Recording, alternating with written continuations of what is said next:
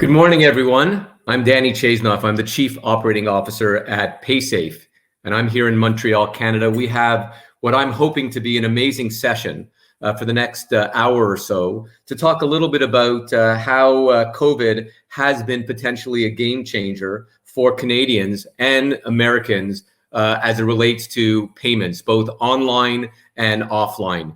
We have, in my opinion, an amazing panel. But before I introduce the panel, I wanted to take a couple of minutes to introduce myself and introduce Paysafe.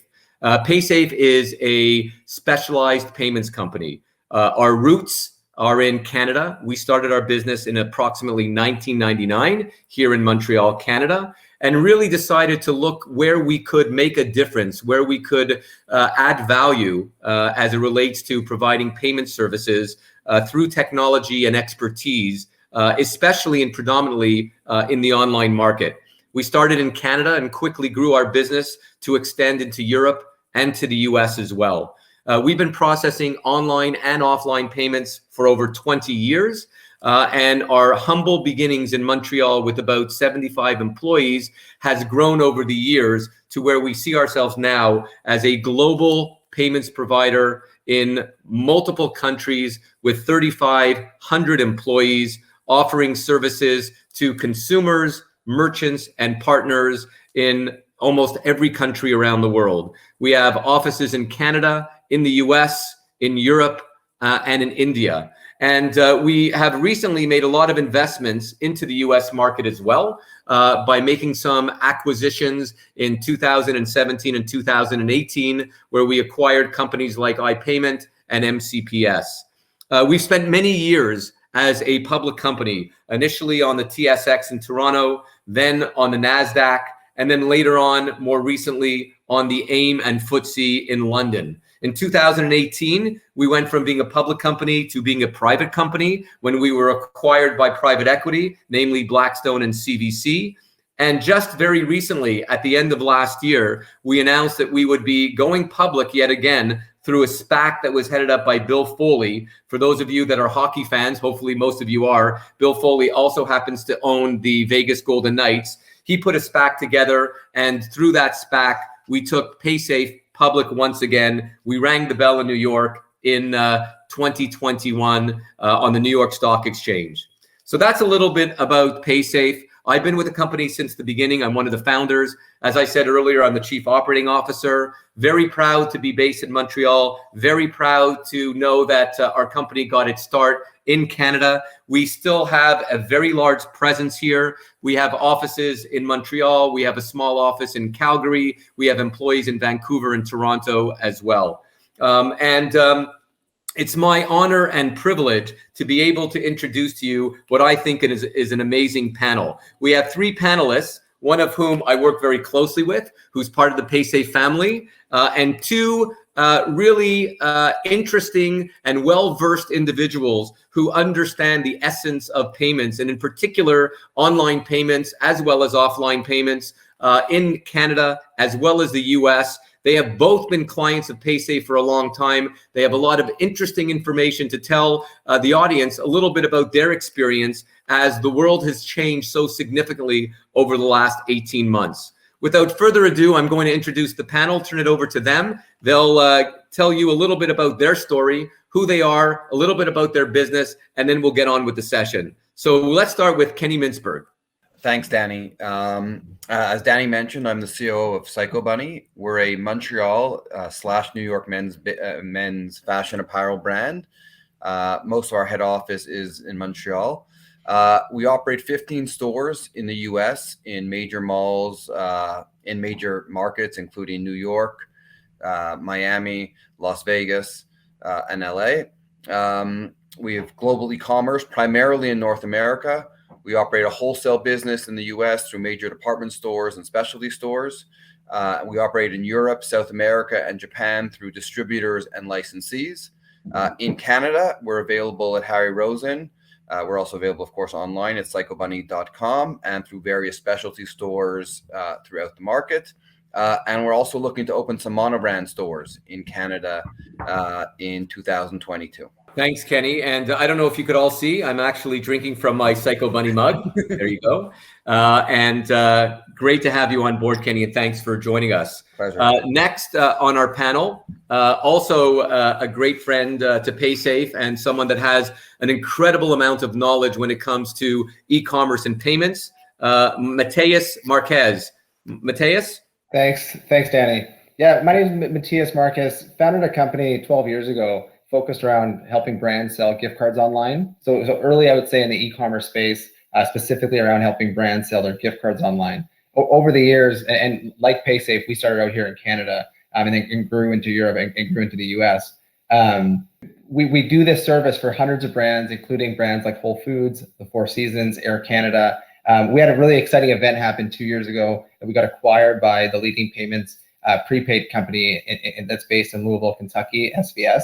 They process over 1.5 billion transactions online. They're owned by, and we're also owned by FleetCor, which is one of the largest payments companies in the world. So been longtime PaySafe customers, been longtime PaySafe fans, very focused and have a lot of insights into e-commerce, specifically representing brands selling their gift cards online, which a large portion of that is digital gift cards. That's me, and happy to be on the panel.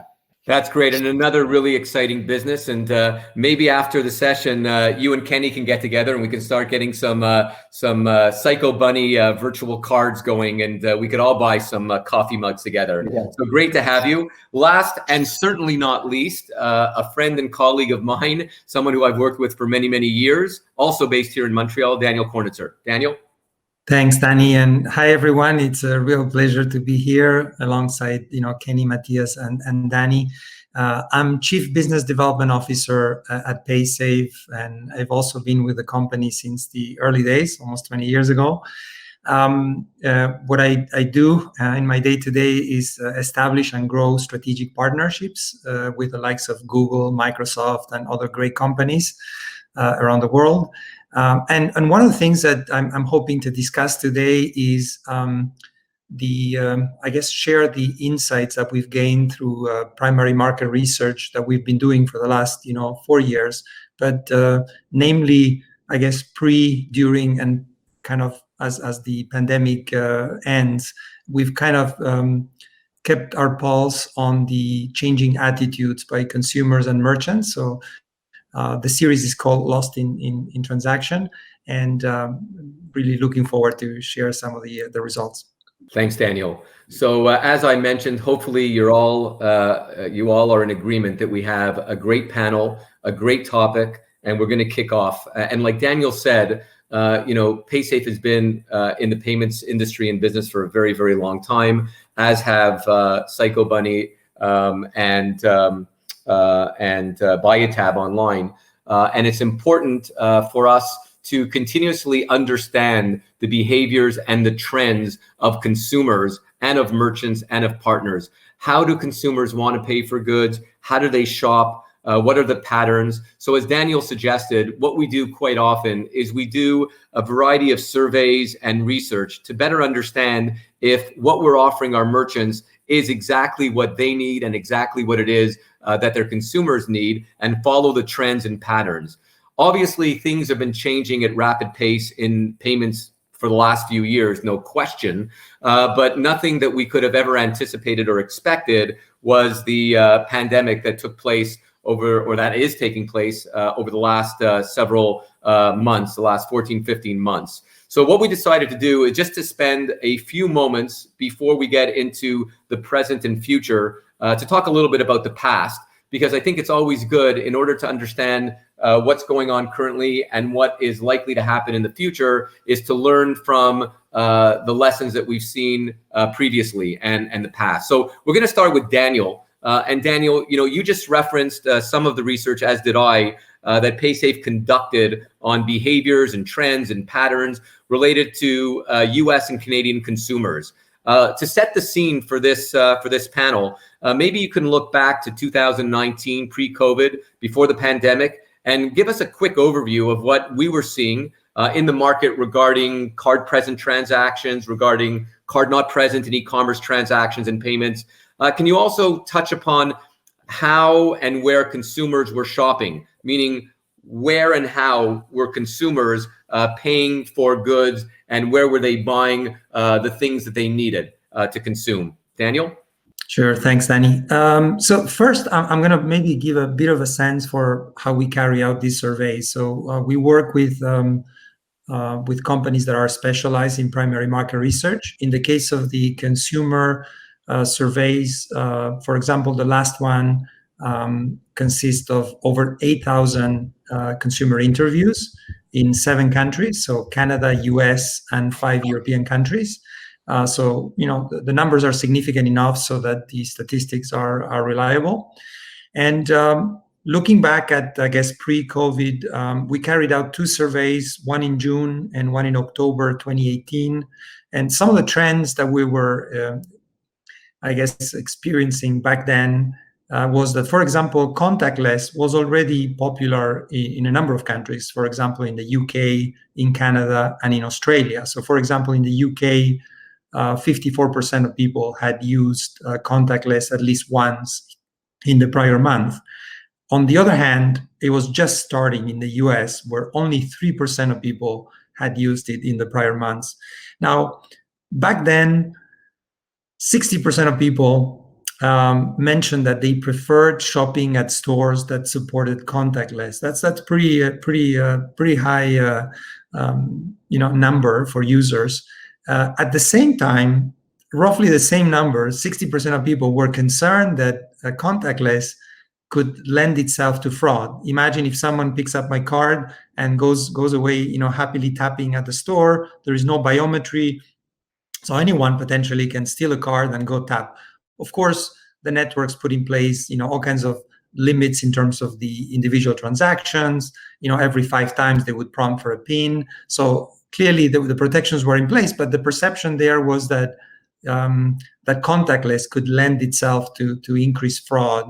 Now, if I look at the SMB survey, the small businesses, 74% at the time were planning on rolling out new payment methods, combination of in the next 2 years. So that was back in pre-COVID. And when I'm talking about alternate payment methods, I'm thinking about mobile wallets, mobile apps, and contactless. So that was back then. And the other point I wanted to highlight is that 66% or 2/3 of SMBs had experienced that some challenges with their payment system. So there was some degree of dissatisfaction with the way that both in-store and online payment systems were working. Thanks, Daniel. And that was a good, that set us pretty well with respect to what's next. Again, like I said earlier, in order to understand what's going on currently, it's important to reflect back on the past, which we did. We're going to spend a little bit of time now on the current situation before we look into the future. And, this section is really about how commerce has evolved or changed or been modified because of COVID-19. So really understanding the U.S. and Canadian payments and retail space during the pandemic. And again, we'll start with you, Daniel, because, and I'm going to be a little bit repetitive talking about some of the work that we've done, but I think it's important to understand that we're here now, when we look back around March 2020, so 15, 16 months ago, the world completely changed. The pandemic, started forcing stores and retailers to close down across North America. Depending on the state or the province or the city that you were in, there was a different protocol. But at some point in time, regardless of where you were, the world changed, and the way in which consumers interacted with merchants and shopped completely turned upside down. So as you know, Daniel, and as you suggested, we have completed a series of consumer research. Like you said, we started in April of 2020, right about the time that the pandemic started. Then we did it again in the fall of 2020, with a focus maybe a little bit more on retail and how the changes to, the SMB market were happening throughout the pandemic. And then we did another survey not that long ago, a couple of months ago in March, again, looking at consumer behavior to see what the trends and the patterns and the evolution was from March 2020 or April 2020 all the way to the current state. So it'll be interesting to start with you, Daniel, and to hear what the research suggested specifically regarding the impact of COVID on payments in general and shopping behaviors. So if I had to pick one word to describe the impact, I would say acceleration. By looking at the data, both from April and September surveys, we came up with 4 massive trends that the data was pointing to. The first one being the shift to online and the diversification of the checkout. Now, even looking outside of our own research, McKinsey calls it the quickening. So 10 years of progress in 3 months, where e-commerce basically doubled from 15% to 30% of all retail. That's just massive. When we looked at our data, 18% of consumers globally shopped online for their very first time in the first month of COVID. And that number goes to 25% in the US, but globally 18%. 38% of people mentioned that even after the end of the pandemic, they'll continue to shop online more. So that points to, I guess, an intention to shift more of their transactions to online. And 56% of people had used a new alternate payment method in the first month of the pandemic. That's pretty significant in terms of change of behavior. The second major trend that we identified was kind of, let's call it the merging of the physical and digital worlds. And again, omni-channel was already a trend, but what happened is that many businesses, particularly SMBs, that did not have an online offering, were obliged to sell online by sheer necessity, right? Because otherwise, you might as well just take their marbles and go home. So 23% of SMBs actually opened up online where they weren't doing it previously. 44% enable contactless paying in the States, where it was like almost non-existent, for delivery, so that the person could just tap the terminal as opposed to handing cards and touching terminals and stuff. So a really massive shift towards an emerging of the whole experience. And that means on the front end in terms of the brand and the experience, and on the back end in terms of inventory management and reconciliation and managing the whole kind of integrated, seamless environment. And I think it's only going to get better if you look at from the perspective of seamless interaction when with things like 5G, people move towards augmented reality and virtual reality, where the whole thing gets blurred to the point where, let's say you go to a store, you want to buy a TV, but the size is not in stock, and you order it from the floor of the store using your phone. Is that in store? Is that e-commerce or m-commerce? Is all of the three combined? It's all blurred. The third major trend was the growth of obviously contactless and the emergence of, let's call it contact-free. So of course, in the States, a massive drive and momentum for contactless. In the other countries where contactless was already popular, it just increased with the schemes, increasing the maximum transaction amount for like $100 in Canada to $250. So a massive uplift to contactless. And if you look even further, what people call contact-free, stores like Amazon Go, where you just pick up the things and just walk out of the store, and through a combination of triangulation and RFID and facial detection, you can get your invoice without actually talking to a cashier or checking out at the store. So pretty interesting, the evolution towards cashierless commerce. Last but not least, the fourth trend that we identified is the growth of subscription payments. And that's kind of interesting because, first of all, I'm sure all of us, if we look at our statements, either credit card or bank statements, we will see quite a number of monthly charges. 50% of people have at least 2 monthly subscription payments. And I'm sure power users probably have, multiple times that amount. And 27% of consumers express that they thought the number would increase in the coming year. And the reason being that people think it's more convenient, 56% of people, and 44% of people believe that it's better value for money. Now, if you look at just outside of the online world, companies like Panera introduced a $8.99 a month free coffee. Now, of course, if you go every single day to get your coffee at Panera for $8.99 per month, they're losing money on coffee. But guess what? No one walks into the store and just gets their coffee. They're going to buy, a croissant. They're going to buy a sandwich. They're going to buy soup. So at the end of the day, their numbers point to a massive increase in foot traffic and related ancillary purchases. So they make money by offering something that on the surface of it looks like a money loser. So that's pretty much the 4 trends that we identified. On the merchant front, some of the interesting data points to the fact that 88% of North American SMBs made at least one change to their checkout during the pandemic. 39% pointed to an increase in sales. That must have been the verticals that experienced an uplift during COVID.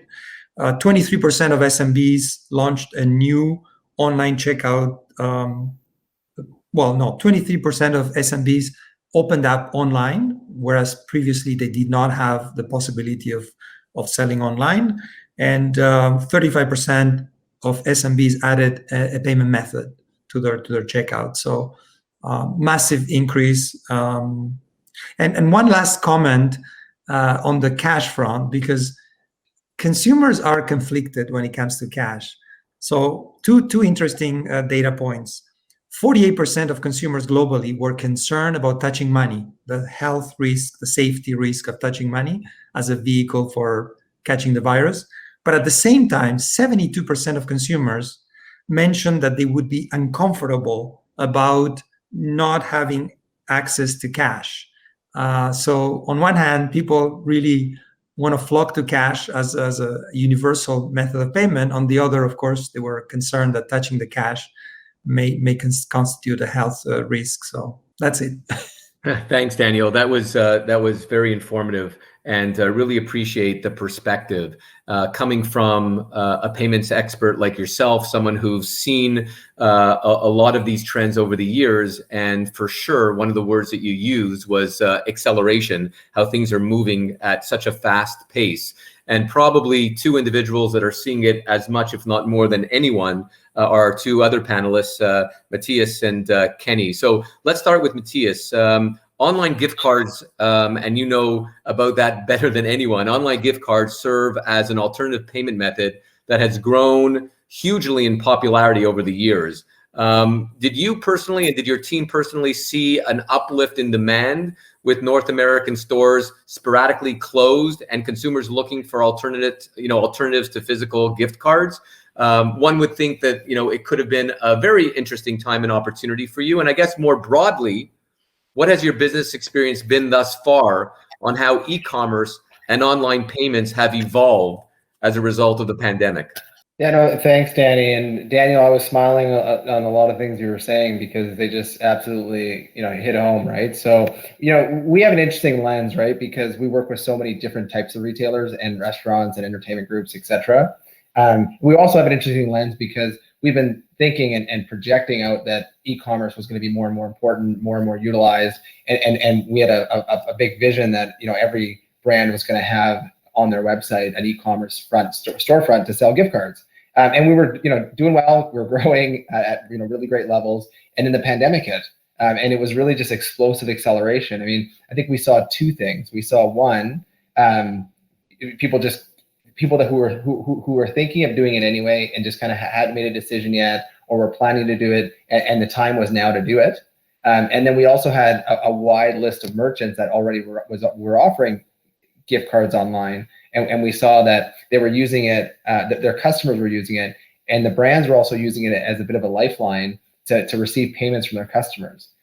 So I would say growth last year came in a lot of different ways, and a lot of it was related to the pandemic. But it goes back to what we've kind of been talking about a little bit here, and what we've seen outside of our walls too, is I think that the pandemic really just accelerated something that was already happening. And the level of acceleration in the first few months was something that I don't think any of us could have anticipated. I'm just going to ask you one quick follow-up question. Were you seeing the increase in business coming from new customers who were now looking to take advantage of the services that you offered given the circumstances? Or were you seeing the incremental business coming from existing clients that already had relationships with you that all of a sudden were seeing a surge in activity? Or was it happening in both areas?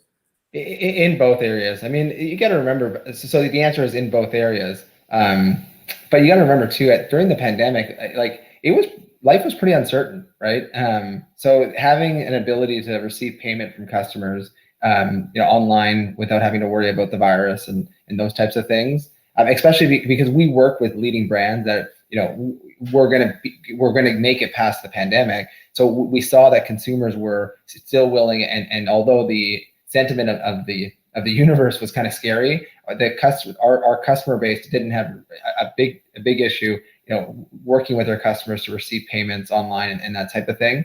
But yeah, we saw it in both categories, and it's interesting because I know we're going to talk about this later, but 2021 has an interesting challenge on its own to grow over the growth we experienced in 2020, which I think a lot of e-commerce online stores are seeing as well.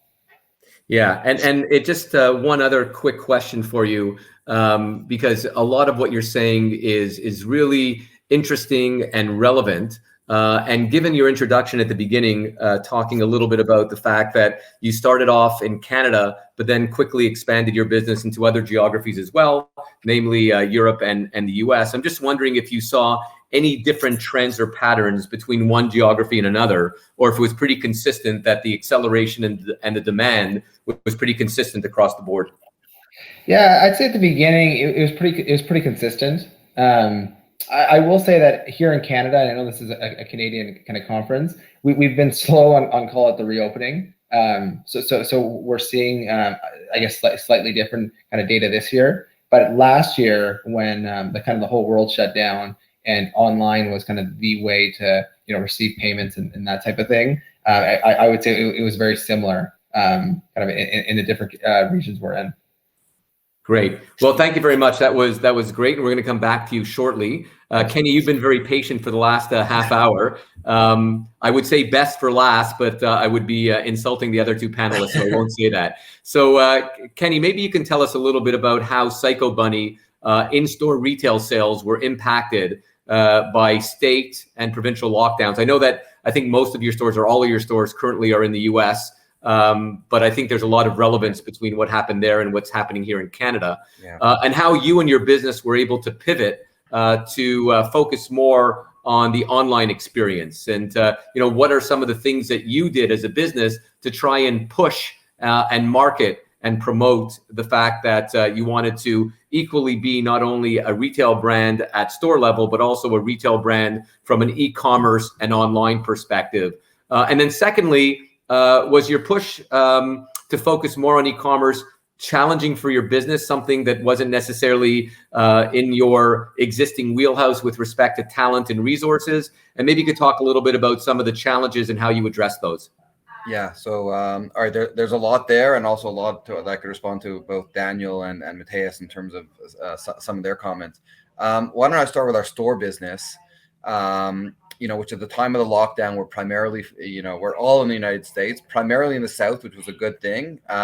But we also had a store in Las Vegas and, in Orlando, in Florida, but heavily affected by travel. So we really saw the full gamut, and also the online, which I'll talk about in a moment. I mean, obviously we're non-essential retail, so we were closed, from mid-March, through the beginning of May in Georgia. It was the first state to reopen, and then Florida opened shortly thereafter. When stores were closed, obviously we had a sense of panic. We were pretty new to physical retail, and we didn't know what was going to happen, how long stores would remain closed. When we reopened, we were very fortunate, again, having stores in Florida and Georgia.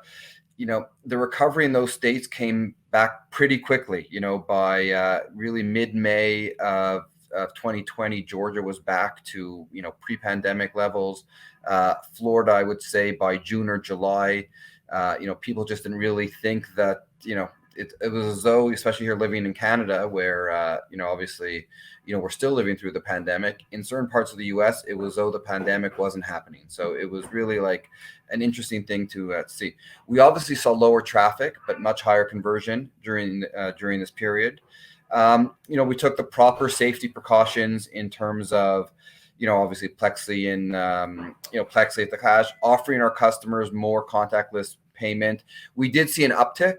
Not a huge uptick, but we did see an uptick in contactless payment. We have a very cash, given our brand and given our demographic, we do have quite a lot of cash paying customers. That didn't really drop. So in terms of as we analyze, our blend of payments, we didn't see a huge difference in store. And when you think about it, the people who early in the pandemic, in call it May, June, even July, the people who are willing to go to a shopping mall, to go into a store, which is about 1,500 square feet, they weren't so concerned with contracting the virus by, touching a keypad. It was just, if they were willing to go to a mall, they were willing to go that extra step. So, so store business in the South came back pretty quickly. Obviously in travel areas, such as Las Vegas, it was much slower, and we'll come back to that in a little bit. In terms of the shift to online, I mean, that's where we really saw, a huge change in our business. We didn't have a huge online business at the time it was growing, nor did we have a huge store network. But, once the shock of the pandemic, people kind of realized we were in this for a while. The months of May last year, June last year were by far our largest months of business that we've had online, in history, save for, the two past Novembers with Black Friday and Cyber Monday. But the shift that we saw, the acquisition of customers that we saw during that time period, we haven't beaten any of those months since then, even, despite except for the November months.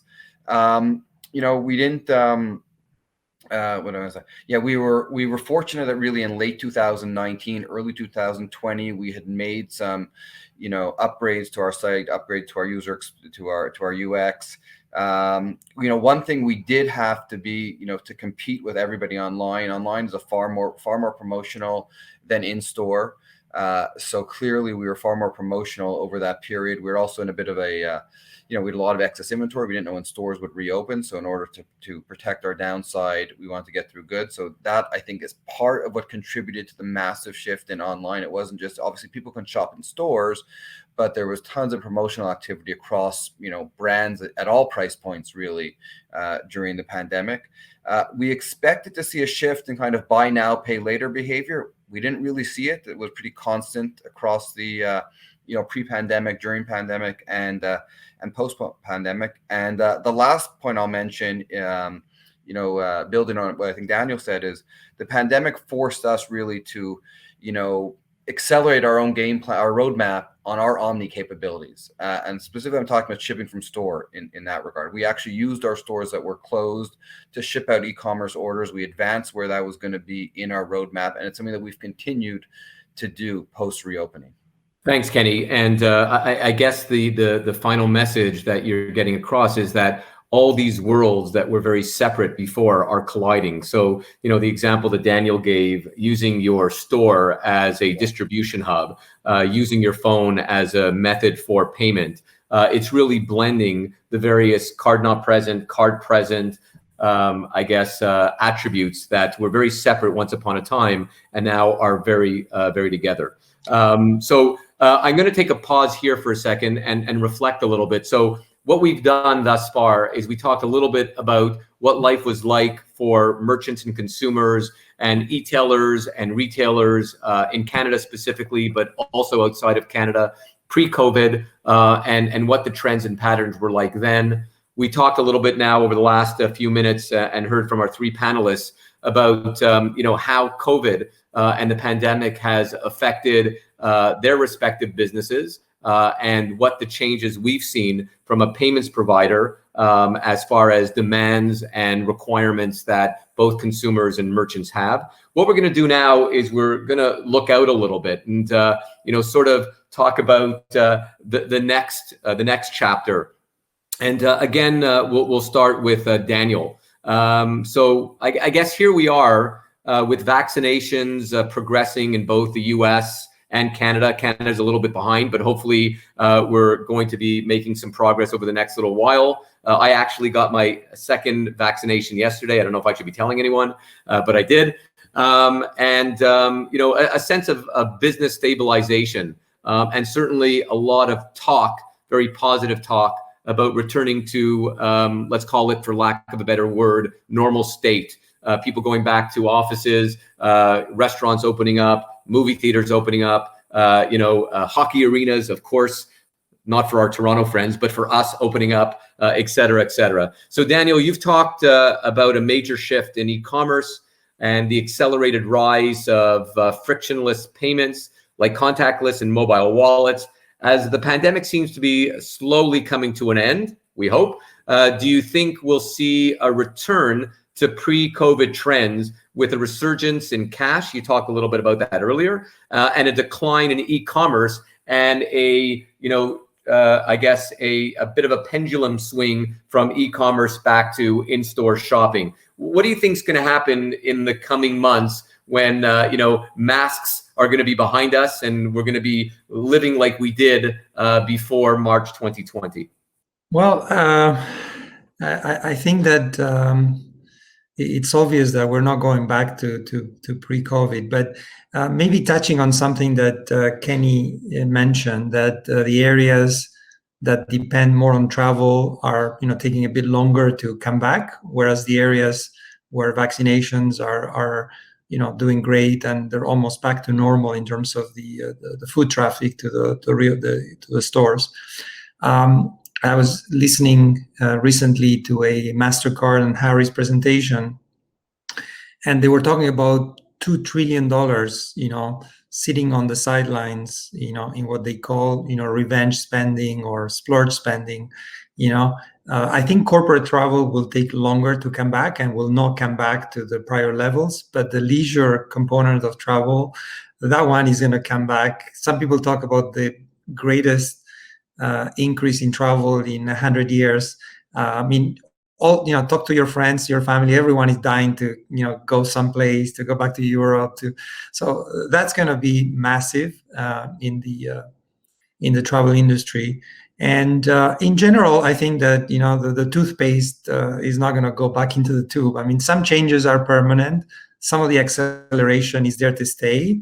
Other parts, you know, it's kind of a pendulum. Of course, if you end up going more to the mall and to the store, maybe you're going to cut down a little bit on the online component. But it's just a blip. I think that the move towards digitization and the transformation that we've experienced as a society and as a community, most of those components, I think, are there to stay.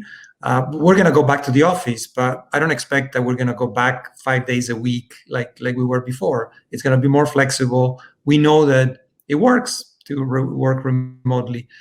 So I think that some things have changed for good. If I look at our research, to be specific, the one we carried out in March and April this year, again, involving 8,111 consumers in 7 countries, 86% of consumers say their payment habits have changed. And if I look at Canada, it's 84%, very close to the global average. And of course, many people are saying that one of the reasons that their habits have changed is that there are fewer in-person payments. The number there is 38% in the U.S., 46% in Canada. 59% of consumers tried a new payment method for the first time during the pandemic, and 31% are more likely to use an alternate payment method for online purchases. The reason being that now they're familiar, they know it works. And I heard the expression silver commerce.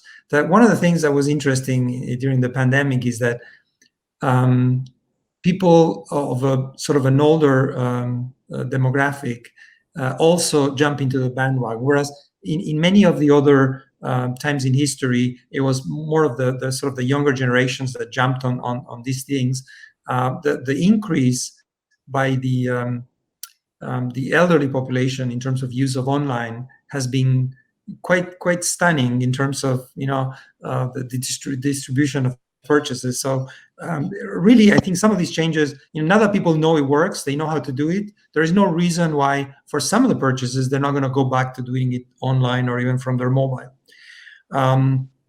In fact, 13% of U.S. consumers had never done an online purchase before, and 11% in Canada, the same. They haven't. So I'm assuming that many of these people, now they know how it works, their confidence level is great. They know that it gets delivered, quickly and efficiently and cost effectively. They're going to continue buying online. So I think it's going to be a dual type of recovery where people return back to the stores. In fact, 50% in the U.S. Are planning to shop back as frequently as before at the physical stores, and I guess the other 50% will do less and will compensate with more online. And 28% of U.S. consumers will refuse to shop at retailers that do not offer contactless. That's pretty incredible. When 2 years back it was not in the radar, and now almost 30% of consumers would not buy if contactless is not offered at the point of sale. So it's just a few interesting nuggets from our research. Definitely some interesting tidbits, and I know about silver commerce quite well because my 81-year-old dad wears Psycho Bunny t-shirts that he bought online. I know that for a fact. Let's turn to Matias and talk a little bit about the topic that you know so much about, and that's online gift cards. So how do you see the online gift card space growing when store closures become a distant memory and consumers are more comfortable going back to the stores and gifting physical cards again? More broadly, how do you see in-store and online retail developing in tandem as things stabilize as it relates specifically to your business? Yeah, no, thanks, Danny. And the data we have is just so interesting, right? So last year, when the closures were happening, we saw huge spikes in our merchants that are in grocery and kind of, essential kind of retail, right? So obviously brands like Walmart and Whole Foods and those types of brands we work with, obviously exceptional growth, that kind of thing.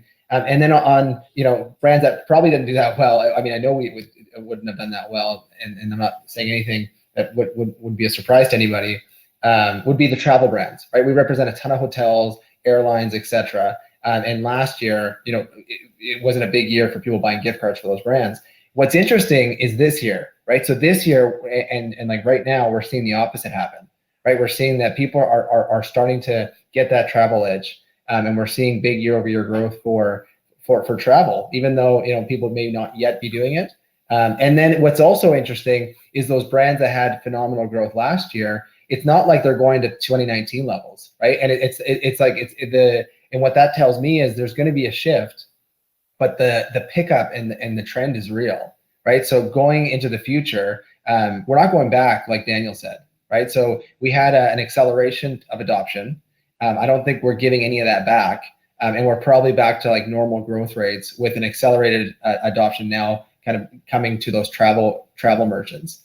So I think that there's a lot there, and I don't think any of that is a surprise, but it's super interesting, and it makes me really optimistic because it tells me that people who are older in age are obviously enjoying the transition. And we're seeing that brands that didn't do so well last year are going to do phenomenally well this year. So there's lots there, and I'm excited for the next year, and I'm excited to travel too. So I'm personally contributing to some of that growth on the travel side too.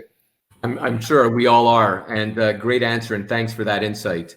Over to you, Kenny. So for the question that we have related to you and the Psycho Bunny business is that now that we see the consumers are returning to shop in stores, like mentioned to Matias earlier, what are your thoughts with respect to the future of your e-commerce and mobile commerce strategy specific to or specifically to Psycho Bunny? Will your online checkout continue to be as strong as it was and a strong focus for you going forward?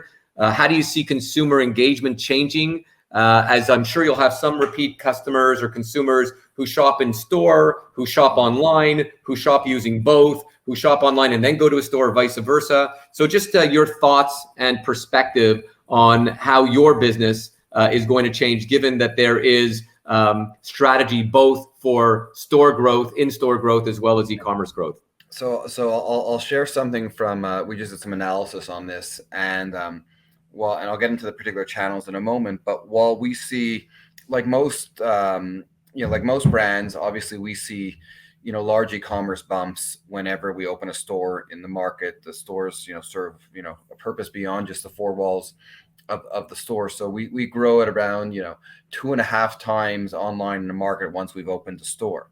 But we're also seeing is that only 3% of our customers are actually, omni shoppers that are buying both online and in store. It's a very low number. It's a number that we have to work on. But what it's telling us is that in this pandemic era, or even post-pandemic, you really have two different types of shoppers who, you've got the people who are willing to go back to the stores and they might remain as store shoppers. And you've got people who are shopping online and they may remain online shoppers as well. So for us, it's an opportunity, but we've kind of seen a bifurcation of the way people shop. I think another takeaway for us is, there was a lot written about, the end of physical retail during the pandemic, and that started even before the pandemic. What's the expression? The death of physical retail was slightly exaggerated. I think people like shopping in stores. People still like the, being able to look and feel, and certainly in our category. Our conclusion, physical retail, in our opinion, is not going anywhere. I think what you will see in certain markets, particularly the U.S., less so Canada, you'll see a flight to quality in terms of shopping malls, at least, where, markets that are over-malled, what is going to happen with, even the B malls, what is going to happen with the B malls? A couple of years ago, you'd be talking about, for sure the C malls and the D malls are disappearing. But now even the gap that you're seeing in terms of traffic and customer experience in A malls versus B malls are changing significantly. And the mall developers are doing what they can really to create an environment where there's a reason to go to the mall beyond, just going to the Gap. And hope there's no one from the Gap on this panel. Don't mean to pick on them. What we've seen in the past 2 months, traffic really across the country, with a few exceptions, I'm talking about the U.S. now, has really picked up. As vaccination rates increased, as cases went down. You still see softness in some more, urban areas, city areas, where workers haven't yet returned back to their offices. But in the more suburban type malls, certainly in, some of I think I can say this on this panel, certainly some of the red states, people are going to the mall like it's, like nothing has happened. The blue states on the coast still remain a little bit softer. California continues to be a little bit soft compared to other markets. The rise in contactless payment in store has continued, so that trend has continued. In terms of our e-commerce, we're still seeing healthy growth. It's still really for us what the main focus will always be our largest store. We see the stores really more as marketing vehicles to foundational to support our e-commerce business. But I think has been expressed on this panel, while the growth is still healthy, we are not growing at the levels we obviously saw in Q2 of 2020. As some business goes back to stores, and just that pace of growth for us, wasn't something that was sustainable. But certainly for us, it's still our main focus of growth and investment, and we see our store network largely to support it. That's really interesting, and it's I guess it's worthwhile to think about the past. That if this was 5 years ago or 10 years ago, most likely what would have happened is you would have started the business more focused on traditional retail, and then build e-commerce from that. And leverage off of your retail brand to get consumers to buy online. And in your case, given when the business really took off or started to take off, it was sort of almost the opposite, where you started off as an e-com brand working in major retail shops, but then opening up your stores as a branding mechanism or a marketing mechanism to support the brand. We have a little time left for some questions, and there has been a whole bunch of questions coming in. So I'm going to start with a question for Kenny. I guess specific to Psycho Bunny, given that your business has both brick and mortar locations as well as a significant online presence.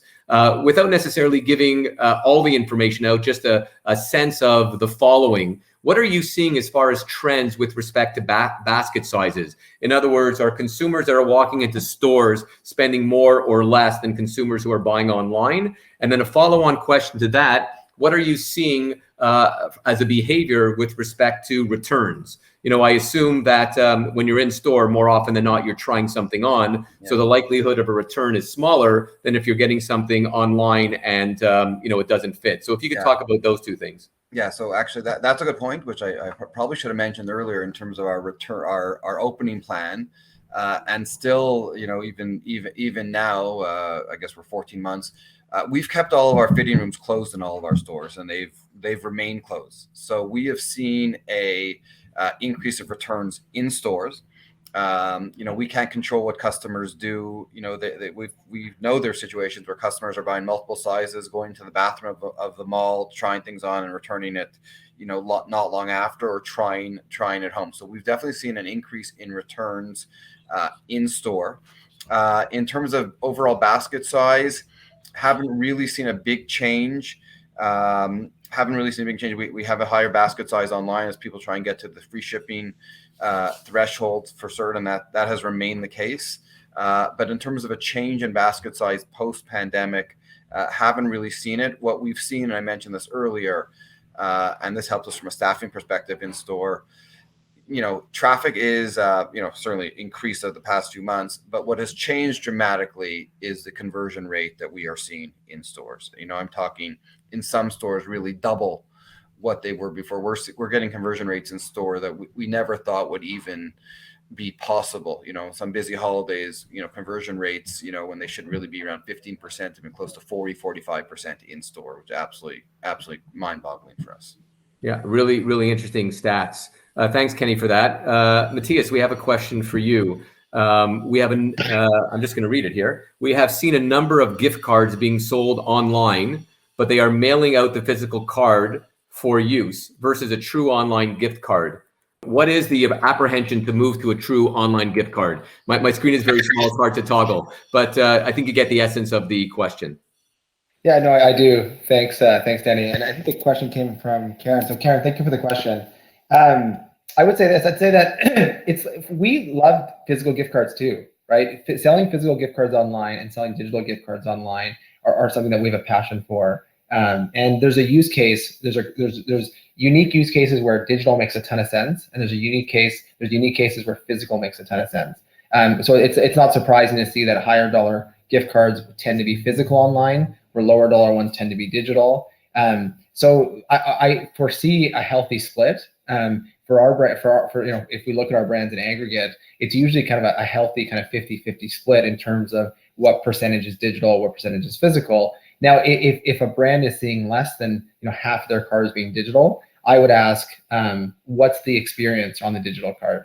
Because what gets a consumer to buy a digital gift card, again, it competes with the physical card, right? And the physical card is a great experience. So the digital card, that experience has to be great. It's got to have live balances. It's got to have integration for things like Apple Wallet. It's got to have it's got to have all this stuff for the digital card to be, at par or, in cases better than the physical card. So I don't know which gift cards you purchased online, but I would say that if the experience isn't there, you'll see that users will tend to physical, and if the experience is there, it's a fair competition, and it should be, because I like I said, we have a lot of love for physical cards. We sell a lot of them, and there's a lot of good use cases for a physical card coming in the mail and in a nice package. Thanks for that. The good news is, gentlemen, that we have a ton more questions. The bad news is we have no more time. So I guess that just goes to show that the audience was really appreciative of the insights, your observations, sharing your stories. I guess, on behalf of myself, and everyone at Paysafe. We want to thank you all for joining. Certainly, here's some contact information for those of you that are still on the call. If you want to learn a little bit more about online gift cards and how to utilize and leverage that, there is no one better than Matias to talk to. His coordinates are there. If you want to look amazing in your Psycho Bunny apparel, please reach out to Kenny. And thanks, Kenny, for your help. And of course, if you want to know anything about payments, please reach out to Daniel Kornitzer or myself, or of course, Nick Say, who was kind enough to coordinate and organize this whole thing. And to everybody at the Summit for Canadian Payments, thank you very much for giving us this opportunity. Have a great weekend. We'll see you online or in store sometime soon. Take care, everyone. Thank you. Bye.